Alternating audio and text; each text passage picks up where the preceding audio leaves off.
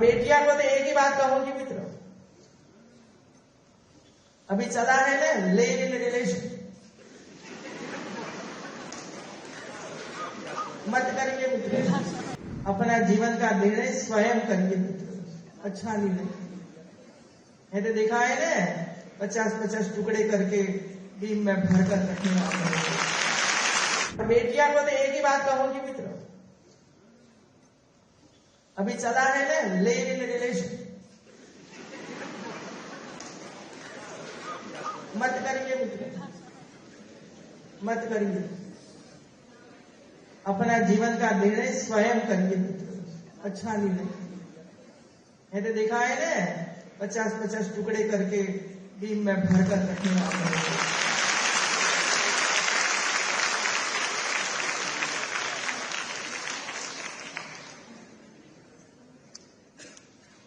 पता नहीं मुझे पिछले 10 दिन से ऐसे जानकारियां प्राप्त होती है, ऐसा मैं देखती हूं तो मुझे इतना कष्ट होता है कि हमारी बेटियां ऐसा नहीं करती। एक हाईकोर्ट जज आके मुझे समय दिया, मुझे मिलना है आपको। मैंने कहा भाई जज है, मुझे भी मिलना चाहते। तो आए, आधा घंटा बैठे, उन्होंने जो चिंता व्यक्त की मेरे सामने पॉक्सो एक्ट के बारे में बताया। जो गलत काम करते हैं, भाग जाते हैं, वैसे वैसे लोग एक जगह पर रहते हैं। इतने दुखी थे और उन्होंने मुझे बताया कि मैडम हमें 1-2 लोग हैं, हमें न्याय भी देना है, समय नहीं है, तो हम क्या करें, तो आप मदद कीजिए। मैंने कहा जरूर मदद करेंगे, बोलिए क्या करना है। और गंभीर विषय है। उन्होंने कहा कि आपके पास यूनिवर्सिटियां हैं और यूनिवर्सिटियां 5 गांव 10 गांव लेकर बहुत अच्छा काम कर रही है। जब हम आंगनबाड़ी में करते हैं, एचपीवी वैक्सीन दिलवा रहे हैं, सब कुछ काम आप कर रहे हैं, तो एक काम आप ऐड कर दीजिए कि पॉक्सो एक्ट में जो बच्चियां जहां भी स्थान में बाल गृह में रहती हैं, उनके लिए हमें क्या करना चाहिए, ये मुझे बताइए।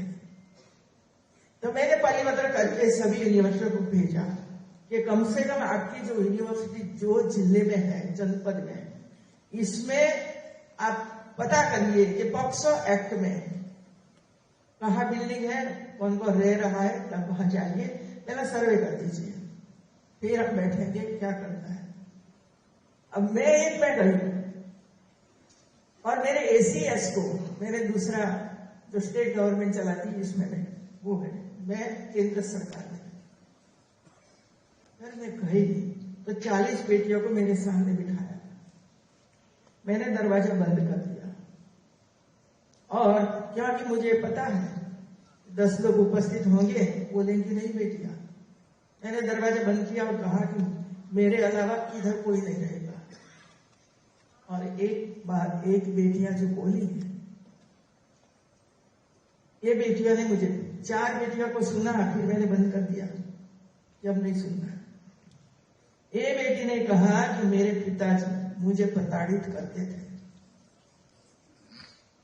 एक ने कहा मामा, तीसरी ने कहा काका, चौथी ने कहा पड़ोस।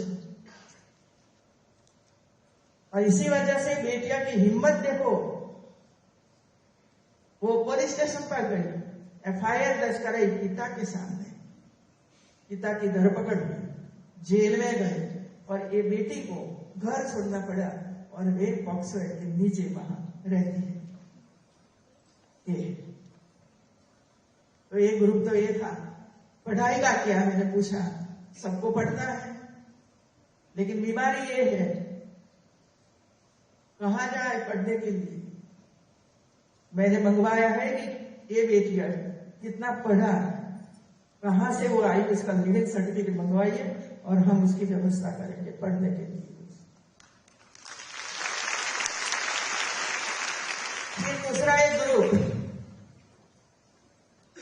दूसरे मंजिले पर, वहां मैं चढ़ी ऊपर और एक कमरे में 80 बेटियां थी।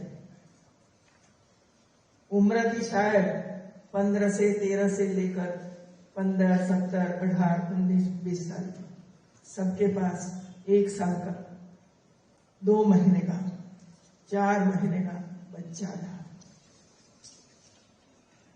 छोड़ दिया ना, भाग गए, लिव इन रिलेशन में रहे, बच्चा पैदा किया और छोड़ दिया, ये वहां रहते, बच्चे का क्या।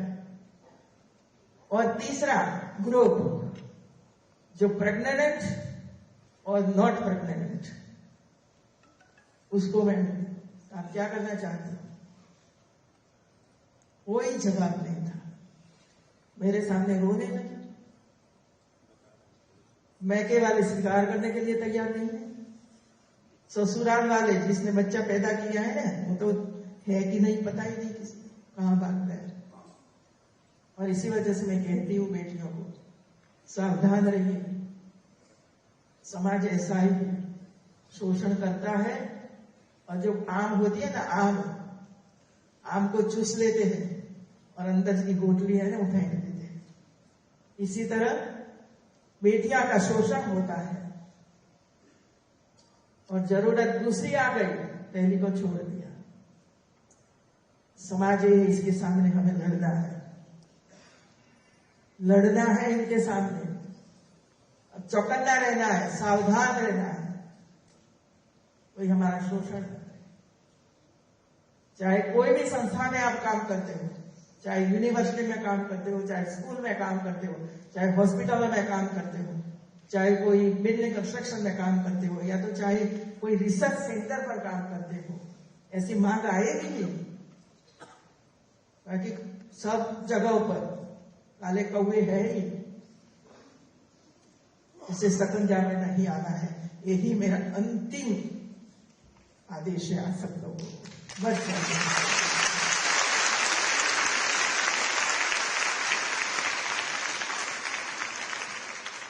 आप सबको बहुत बहुत बधाई, धन्यवाद। वीके न्यूज, राष्ट्र के नाम।